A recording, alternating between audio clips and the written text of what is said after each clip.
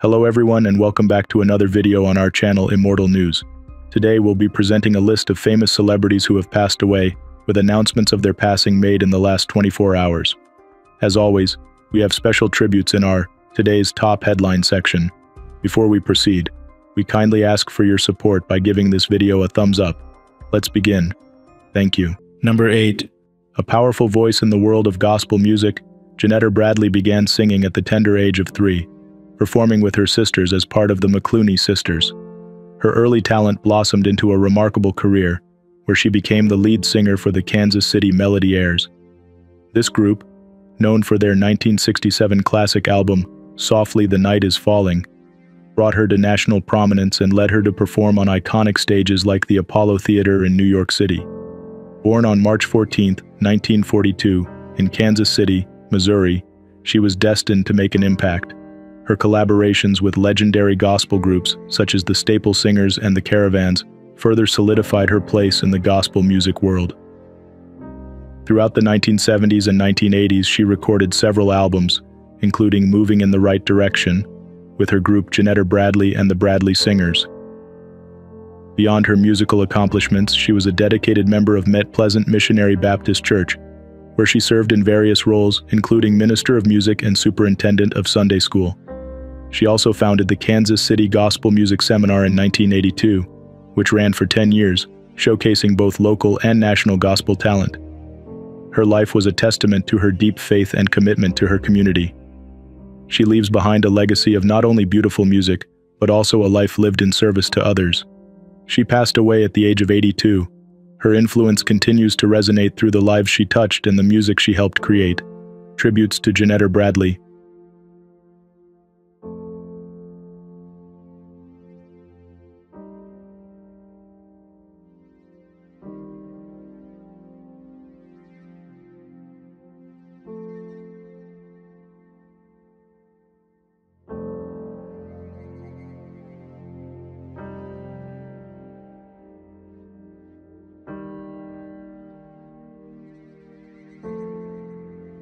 Number 7.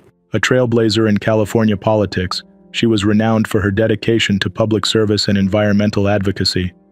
Her career was marked by a commitment to improving the lives of her constituents and fighting for progressive causes. Ellen Corbett was born on December 31, 1954 in San Leandro, California. She earned her Bachelor of Science degree from the University of California, Davis, and later obtained a Juris Doctor degree from McGeorge School of Law. Her journey in public service began on the San Leandro City Council, where she made history as the first woman to be directly elected as the city's mayor, serving from 1994 to 1998. In 1998, Corbett was elected to the California State Assembly, where she served until 2004. Her legislative accomplishments during this time were significant, focusing on consumer protection, environmental issues, and educational reform. Corbett's influence grew further when she was elected to the California State Senate in 2006, representing the 10th District, which included key areas in the East Bay. As Senate Majority Leader, she was instrumental in passing critical legislation, including measures to protect homeowners during the housing crisis and to improve transparency in student loan options. Throughout her career, Corbett was a staunch advocate for the environment, earning high ratings from environmental groups like the California League of Conservation Voters and Clean Water Action California. Her dedication to public service was recognized with numerous awards, including being named one of the top 100 attorneys in California and receiving honors from various civic and environmental organizations. In addition to her legislative work, Corbett served on the board of the East Bay Regional Park District, continuing her lifelong commitment to environmental stewardship. She passed away at the age of 69, leaving behind a legacy of dedication, service, and advocacy. Tributes to Ellen Corbett.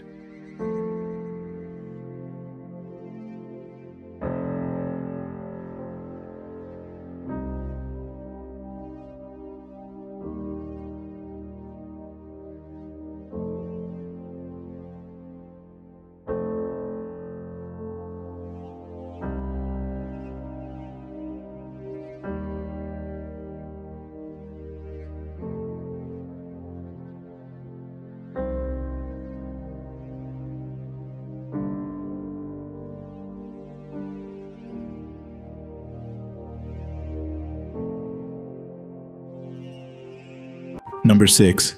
Renowned for his pivotal role in revitalizing one of television's most iconic shows, Bob Tischler was a creative force behind the resurgence of Saturday Night Live, SNL, in the early 1980s. Known for his sharp wit and innovative production skills, Tischler played a critical role in transforming the struggling sketch show into the cultural phenomenon it remains today. Born on February 1, 1946, in the United States, Bob Tischler began his career in television with a passion for storytelling and humor. His journey led him to join the SNL team in 1981, during a time when the show was facing significant challenges. SNL had just experienced its worst season, and the show's future was uncertain. Tischler was brought on as a supervisory producer and quickly rose to become the head writer. Under his leadership, the show found its footing again, blending irreverent humor with a sharp cultural commentary that resonated with audiences. His tenure at SNL, which lasted until 1985, is credited with laying the groundwork for the show's enduring success. Beyond SNL, Tischler's talents extended to other television projects, including producing David Brenner's late-night talk show Nightlife and contributing to popular series like Empty Nest, Something So Right, and Boy Meets World. His versatility as a producer and writer was further showcased in his work on audio productions, where he produced albums for the Blues Brothers and the National Lampoon Radio Hour. Despite his many achievements, Tischler remained humble, often downplaying his contributions.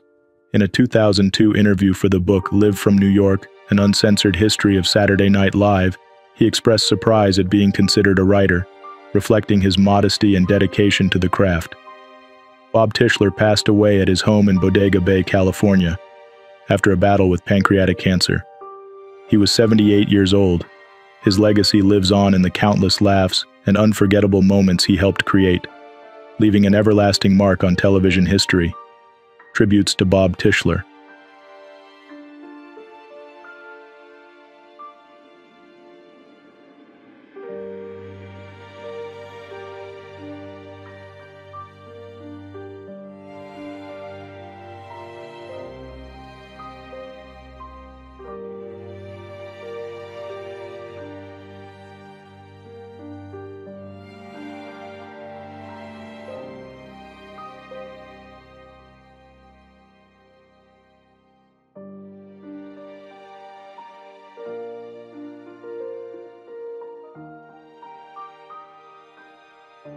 Number 5. Renowned for his strength on the rugby field and his dedication to the sport, Rory Burke made a significant impact as a powerful loosehead prop throughout his career. From his early days playing school rugby with CBC to his time with Munster, Connacht, and the Ireland U20 team, Burke was celebrated for his skill, resilience, and leadership. Born on June 5, 1994, in Cork, Ireland, Rory Burke's rugby journey began at a young age. His talent was evident early on, leading him to join Cork Constitution, where he honed his skills and developed into a formidable player. In 2013, Burke was accepted into the Munster Academy, marking the beginning of a promising professional career. Burke made his senior debut for Munster against Grenoble at Thomond Park in August 2015. His powerful performances earned him a place in the title-winning British and Irish Cup squad in 2017. That same year, he celebrated an All-Ireland League title with Cork Constitution, further solidifying his reputation as a key player. Internationally, Burke was capped twice at Ireland U19 and went on to win 10 caps for the Ireland U20 team during the 2014 U26 Nations and the Junior World Championship. His contributions on the field were marked by his determination and ability to inspire his teammates, scoring a memorable try during his international tenure. In 2019, Burke joined Connacht Rugby after a successful stint with Nottingham, where he made 30 appearances over 2 years. His time at Connacht was marked by his popularity both on and off the field, earning the respect and admiration of players and management alike. Tragically, Rory Burke passed away at the age of 30. His death is a profound loss to the rugby community, leaving behind a legacy of excellence and sportsmanship. Burke is survived by his wife Sarah, his parents Paul and Karen, and a wide circle of friends and family who cherished his presence.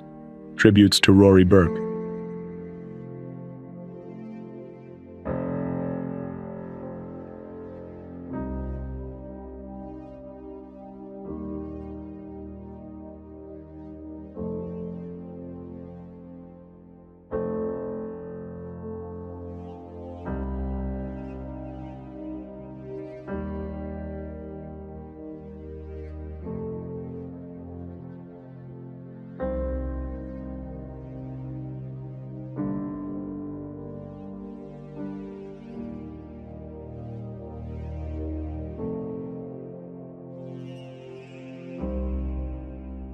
Number 4. Renowned for his exceptional skills between the pipes, Bo Ahl was a stalwart in Swedish ice hockey, leaving an everlasting mark on the sport during his 15-season career in the Elitserien. Known for his resilience and leadership, Ahl was instrumental in securing 2 Swedish championship golds with HV71, first in 1995 and again in 2004, solidifying his legacy as a legendary goaltender in Swedish hockey. Born on October 5, 1969 in Jönköping, Sweden, Bo Ahl began his professional hockey career with HV71, his parent club, where his talent quickly became evident. His tenure with Timrå IK was particularly memorable, as Ahl played a crucial role in leading the team back to the Elitserien after 18 years in the second highest division, a testament to his skill and determination as a first-choice goaltender. Ahl's influence extended beyond club hockey. He represented Sweden on the international stage with distinction. He was part of the national team that won gold at the U18 European Championships and went on to earn 25 caps with Tre Kronor, Sweden's senior national team. His international career highlights include competing in the World Championships in 1995 and 1996, where he helped Sweden secure a silver medal. Beyond his achievements on the ice, Bo Ahl was a devoted father to his son, Philip Ahl, who followed in his footsteps as an ice hockey player. His commitment to his family and his sport left a lasting impact on all who knew him. Bo Ahl passed away in Norway at the age of 54. His legacy as a goaltending icon in Swedish hockey will continue to inspire future generations of players. Tributes to Bo Ahl.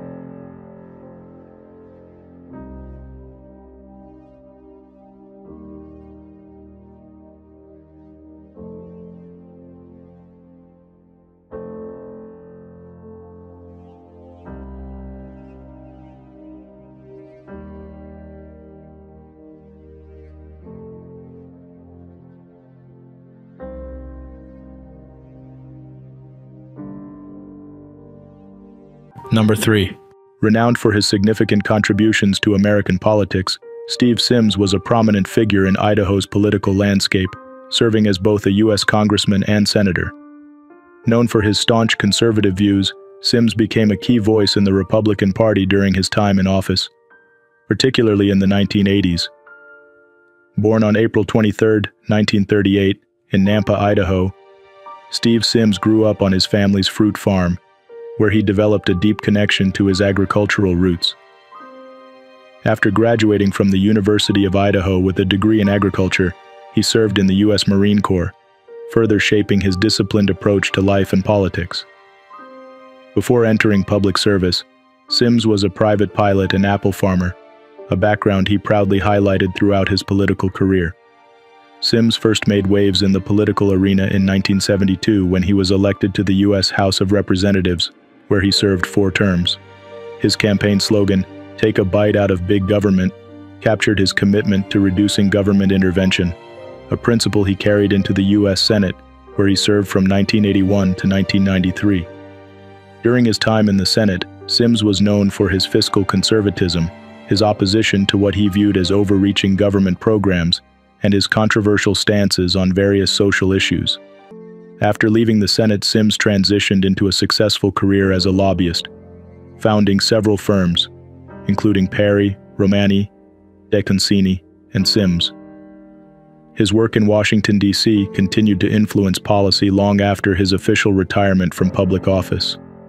Sims was married twice, first to Frances Stockdale, with whom he had 4 children, and later to Loretta Matthews Fuller.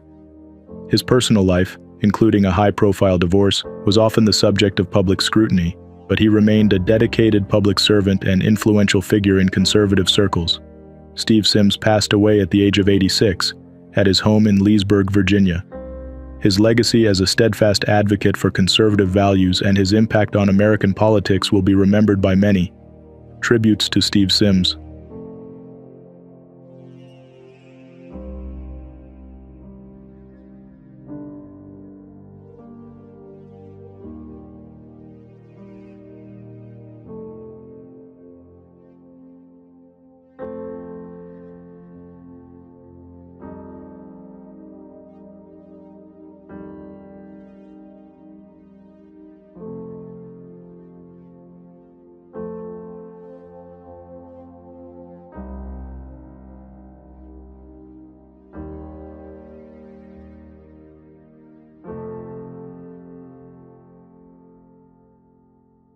Number 2. Jacques Delisle was a prominent figure in Canadian legal history, best known for his distinguished career as a judge and his involvement in a legal case that garnered national attention. Born on May 4, 1935, Delisle rose through the ranks of the judiciary, serving as a respected judge on the Quebec Superior Court from 1985 to 1992, and later on the Quebec Court of Appeal until his retirement in 2009. His legal acumen and judicious temperament earned him a reputation as a fair and knowledgeable judge, leaving a lasting impact on Quebec's legal landscape. However, Delisle's legacy took an unexpected turn in 2010, when he became involved in a legal case concerning his wife's untimely passing. The case, which unfolded in 2012, was closely followed by the public due to its unprecedented nature. Despite being found guilty, Delisle consistently maintained his innocence, leading to ongoing legal debates and appeals.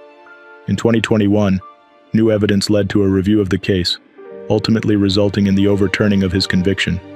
By 2022, it was decided that Delisle would not face another trial, bringing a close to this complex chapter. Jacques Delisle passed away at the age of 89. His life story, marked by both professional achievement and personal challenges, remains a significant chapter in Canadian judicial history, provoking reflection on justice and the human experience. Tributes to Jacques Delisle.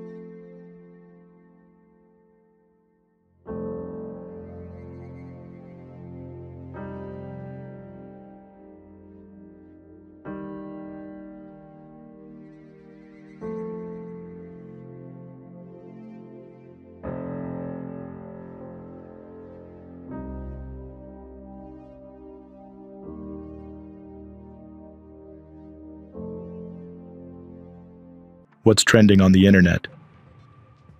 News 1. Melody Burns, a well-known former radio host and passionate veterans advocate, passed away this past week after a courageous 3-year battle with cancer. Burns, who was a familiar voice on Talk 1300 from 2012 to 2014, was also a prominent figure in organizing rallies supporting the Second Amendment and pro-police movements. Her commitment to these causes made her a respected figure in the Albany community. In addition to her work on the airwaves, Burns found her true calling in supporting military veterans. She became the director of operations at the Veterans Miracle Center in Colony, where she dedicated herself to providing essential items to veterans and military personnel at no cost. Her deep sense of gratitude towards those who served was evident in everything she did. "Our veterans deserve the best, because they put their lives on the line for us," she once said. Burns also led efforts like organizing a holiday card drive that sent 150,000 cards to troops in 2015, earning her the title of Albany County Citizen of the Month in 2016. Her legacy of service and dedication to her community will be remembered, and she will be deeply missed by those who knew her. News 2. A tense situation near Ohio State University concluded on Sunday afternoon after a gunman, who had barricaded himself inside a building on the South Campus, was pronounced dead following an hours-long standoff with police. The incident began around 8 a.m., when the suspect reportedly broke into the building and began firing a gun, prompting an immediate response from law enforcement. When officers arrived, they observed the suspect reloading his weapon before he barricaded himself inside the building. Despite the intensity of the situation, there were no reported injuries among the officers or bystanders. Authorities exchanged gunfire with the suspect on at least 2 occasions before 9 a.m., but the standoff continued for several more hours. The standoff came to an end around 1:15 p.m., when the suspect was declared deceased. While the exact circumstances of the suspect's death remain unclear, the situation was resolved without any harm to the public. The swift and coordinated response of law enforcement ensured the safety of the surrounding community, and the area has since been secured. This incident serves as a reminder of the bravery and dedication of those who work to protect public safety in challenging situations. News 3. A tragic accident in North Philadelphia claimed the life of a motorcyclist on Saturday night after a collision with an ice cream truck. The incident occurred just before 10 p.m. at the intersection of H Street and East Hunting Park Avenue in Juniata Park. According to police, the motorcyclist, identified as 22-year-old Ramon Santiago, was thrown from his bike upon impact with the ice cream truck. He was quickly transported to a local hospital, where he was unfortunately pronounced dead. The ice cream truck, which was being driven by a 17-year-old, was not involved in any further incidents, and no other injuries were reported. Authorities have not announced any charges at this time, but the crash remains under investigation. The community is left mourning the loss of Santiago, a young man whose life was cut tragically short. The incident serves as a sobering reminder of the importance of road safety for all drivers, especially in busy urban areas. As investigators work to determine the exact cause of the crash, thoughts and prayers go out to the families affected by this heartbreaking event. News 4. Italian Olympian Gianmarco Tamberi faced an unexpected health scare just hours before he was set to compete in the high jump final at the Paris Olympics. The 32-year-old athlete, who is the defending Olympic gold medalist, was taken to a local hospital after experiencing severe discomfort related to a kidney issue. Tamberi had been dealing with significant pain in the days leading up to the event, sharing on social media that he was battling what appeared to be a kidney stone. Despite his determination to compete, the intensity of his symptoms forced him to seek medical attention. His journey to the hospital was a disappointing setback for the dedicated athlete who had sacrificed so much in preparation for the Olympics. In a heartfelt message to his fans, Tamberi expressed his deep frustration, but also his unwavering commitment to give his all, regardless of his condition. "I don't know how I'll get there, but I'll be there on that platform and I'll give my all until the last jump," he vowed. As of now, it remains uncertain whether Tamberi will be able to compete in the final, but his resilience and dedication continue to inspire. News 5. Nev Schulman, the host of Catfish, is expressing deep gratitude after a life-threatening bike accident left him with a broken neck. The 39-year-old shared on Instagram that the accident occurred while he was on his way to pick up his son from school. Schulman explained that he collided with a truck, leaving him unconscious on the pavement. After being rushed to the hospital, doctors discovered that Schulman had sustained stable fractures in his neck. Thankfully, he is not paralyzed and is expected to make a full recovery. Schulman praised the medical team at Southampton Emergency Room and Stony Brook ICU for their exceptional care, crediting them with his progress in recovery. Schulman shared a series of heartfelt videos and photos, including moments with his children and physical therapist helping him regain his strength.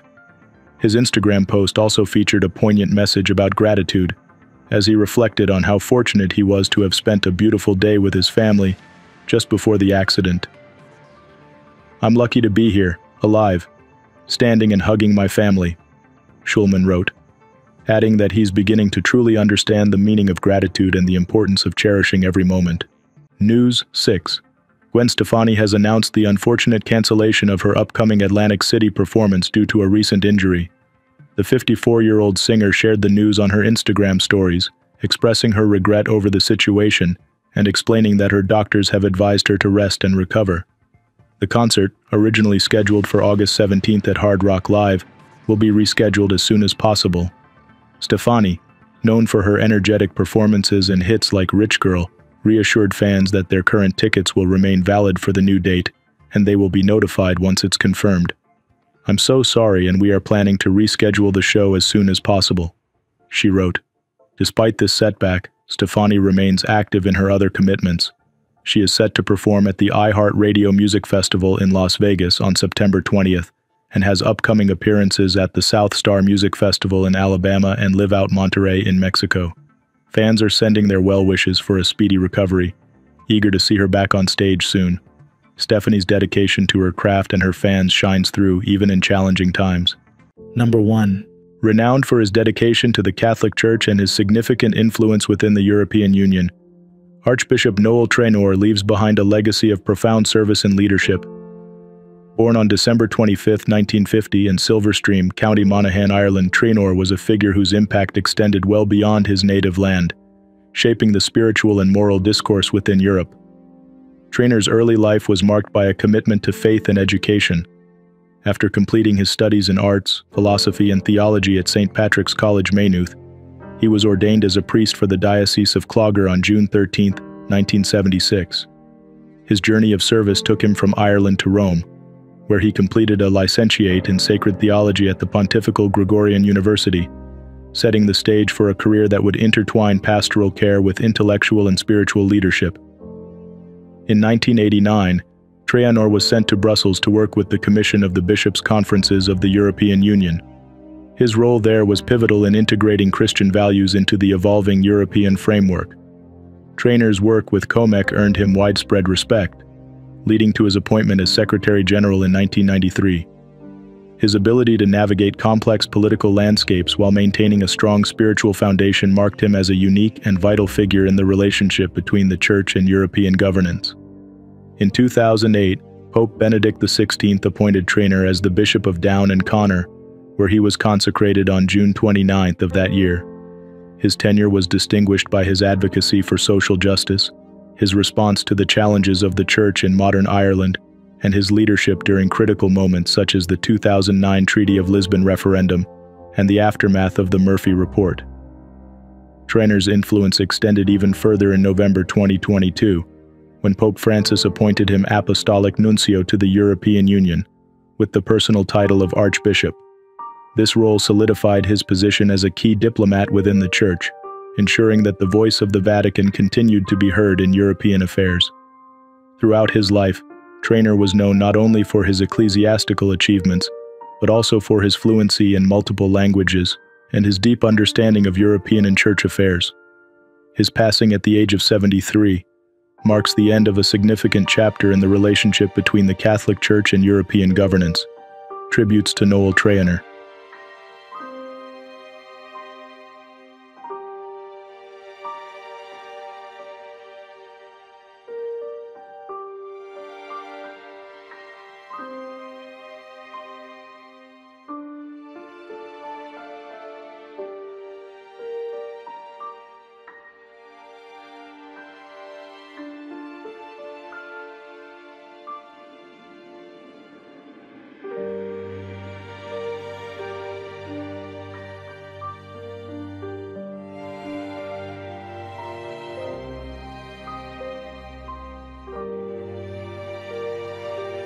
Celebrated for his iconic contributions to cinema and television, Rainer Brandt left an everlasting mark on the world of dubbing.